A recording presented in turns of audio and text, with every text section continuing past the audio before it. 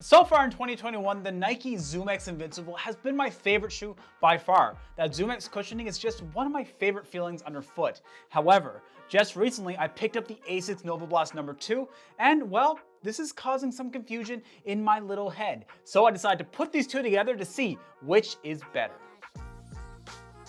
Welcome back to the channel, folks. My name is Brendon Camm, and if you're new here, I talk all about running shoes and running in general. So if that's something you're into, consider that subscribe button right down below. Really helps the channel out a ton. Now it's time to find out which one of these two are king. I'm not going to go do a full breakdown of each of these individual shoes. I've done full dedicated videos to both of them. So if you want to see more and more about the specifics of either shoe, I'll leave those down in the description below, and you can go check them out after this video. And before I forget, I did buy both of these two shoes with my own cold hard-earned Canadian Monopoly money. So all these opinions are my own, and I'm going to be brutal because these shoes aren't cheap. But I do think that there's a few stats that we need to share just to get a better picture of each of these shoes. So the NovaBlast has 30 millimeters of stack height in the heel, 22 in the forefoot for an 8 millimeter drop. In size 9, it comes in at 9.7 ounces, and the Nike ZoomX Invincible, it's coming in with 36.6 millimeters in the heel, 27.6 in the forefoot. Very, very precise with that 0.6 for a 9 millimeter drop. It comes in considerably heavier than the NovaBlast 2 at 11.07 ounces,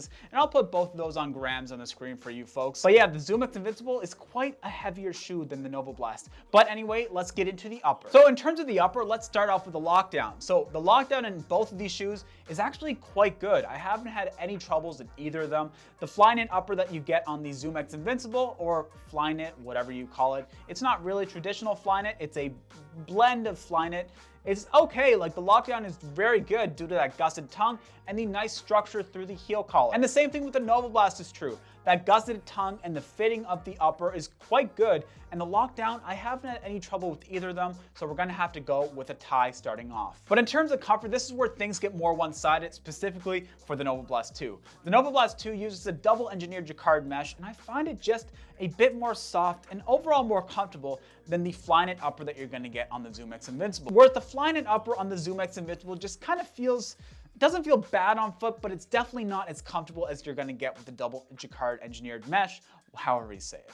The ZoomX Invincible upper just feels a little loose, where this feels a bit more refined on the NovaBlast 2. So winner for the overall comfort goes to the NovaBlast 2. Now let's go to breathability, and I'm gonna just straight up say it. Neither one of these shoes are very breathable. The ZoomX Invincible gets very hot. The NovaBlast 2, while not super hot, it still isn't the most breathable. But I have to say, compared to the Flyknit upper and the random padding that they've added on the ZoomX Invincible, making it one of the most confusing uppers I've tried, the NovaBlast 2 is definitely a bit cooler than the ZoomX Invincible, so breathability and overall coolness, not in the sense of cool glasses, cool shirt, look and fly, but in the sense of my feet aren't a sauna, we're gonna go with the NovaBlast 2 for breathability. And the next category is the make sense factor. And what I mean by this is, do they add anything to the upper that doesn't really need to be there and doesn't make a whole lot of sense? Specifically for the ZoomX Invincible, they've added a bunch of things that just don't make sense. They've added this padding on the outside of the ankle collar that, what the heck, why? They've also added some like reflective overlays, doesn't make sense, why? However, on the NovaBlast 2, they've only added like a pull tab, and that can be nice for some people. For me specifically, I don't like pull tabs, so sure, it's there. Doesn't make sense to me, but it could make sense to some people. The NovaBlast 2 upper just makes much more sense to me than the ZoomX Invincible upper. So, and overall, which upper do I enjoy more? And that's definitely going to be the NovaBlast 2.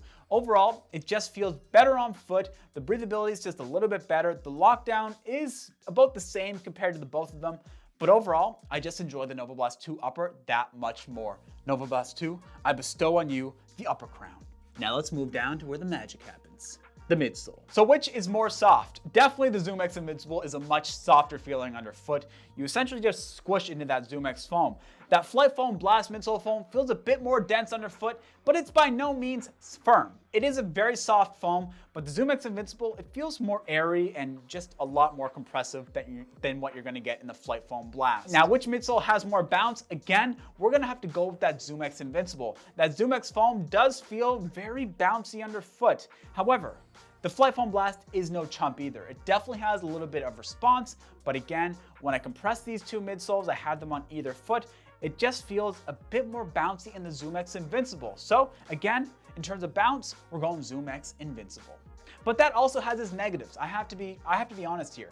It is so bouncy and so compressive that it just feels a little jarring at certain paces. And what I mean by that is when I'm going slower and the shoes kind of bounce me along, but I don't want to be bounced along, it just can feel a little bit awkward on foot. So that is something to be aware of. Although it does take the bounce and softness crown, that's not necessarily a great thing in all situations. And which one of these midsoles feels smoother to run in? Absolutely, the NovaBlast 2 feels smoother to run in. That little bit more of conservative drop at 8mm, the geometry of the midsole, and the overall less bounce and compression you're going to get in the Flytefoam Blast makes this foam just a bit more enjoyable to be using for daily runs and all that type of situations. It just feels a bit more smooth, and I can get into a rhythm a little bit better than I can do in the ZoomX Invincible. And for my stability lovers, you know, us with those weak ankles, we need a little bit more tender love and care. In terms of stability, the NovaBlast 2 takes that crown as well. The changes that they've made to the ankle collar and the geometry at the midsole and the sculpting of the midsole just makes this NovaBlast 2 that much more stable in comparison to the ZoomX Invincible. Although they do try with that bit more of a wide landing platform and the heel clip, it's just not a very stable shoe due to that very soft compressive nature of the ZoomX midsole foam, as well as just the high stack height. It makes it not a very stable ride for us with those weak ankles. Not the worst, but definitely the NovaBlast 2 takes the crown in terms of stability. I just hit my phone there. And after a long, grueling run, which one of these midsole foams makes my leg feel pretty fresh? And I have to be honest, both of these shoes are very nice in terms of non-fatiguing factors. So I can wear either of these shoes for whatever type of run, and the midsole foams make my leg feel much more fresh than something like Pegasus 38. That's still a great shoe, but it definitely fatigues my legs more than these softer midsole foams. So it's a tie for the fatigue. And which one of these midsoles is more fun? You know what?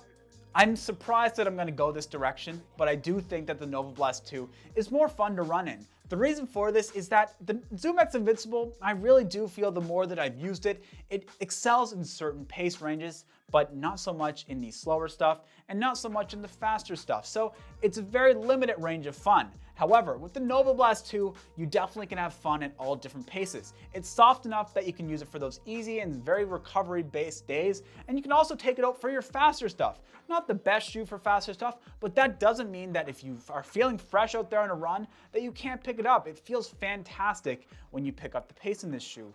And that is my opinion, and I'm sticking to it. The NovaBlast 2 is more fun than the ZoomX Invincible. You've heard it here first, or maybe somewhere else. And overall, which one of these midsoles do I prefer? The ZoomX Invincible midsole is very awesome, but after much hard consideration, I have to go with the Flytefoam Blast midsole foam in the NovaBlast 2 for my preference for right now. I'm sorry, ZoomX Invincible, you were the chosen one, but then the new kid on the block had to come by and smash you out of the park. The NovaBlast 2, I bestow on you the crown of the midsole. In terms of outsole, is either one of these shoes doing something special? Like, did they add something to the outsole to make it more than just a slab of rubber? And the NovaBlast 2, they did. They added I hit my phone again. They added a decoupled groove that goes along and extends to the forefoot, and then in the forefoot, they have a little bit of a protrusion. And like I said in my NovaBlast 2 video, that protrusion kind of feels reminiscent of an airbag in the Pegasus line of shoes. And what I do feel that this outsole does make the ride of the shoe better.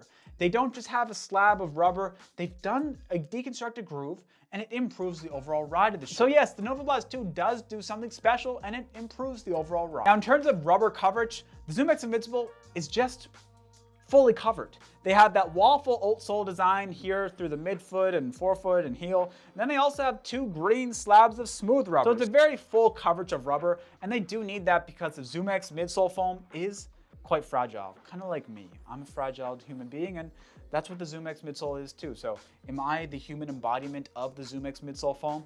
That's up for you to decide. However, on the NovaBlast 2, they do have a bit more of a strategic placement of their rubber, and overall, you know what? I understand why they did that in the ZoomX Invincible, and I understand why they did this on the Flytefoam Blast midsole. It's not as fragile, although I am seeing some scuffing. I'm gonna have to give it a tie in terms of coverage. But overall, the NovaBlast 2 is gonna take the crown for the outsole just because of that more innovative design with the decoupled groove and the strategically placed coverage of the rubber, and the grip is pretty much the same. I bestow on you the OUTSOLE crown. In terms of value, you're gonna pay $180 for the ZoomX Invincible and $130 for the NovaBlast 2.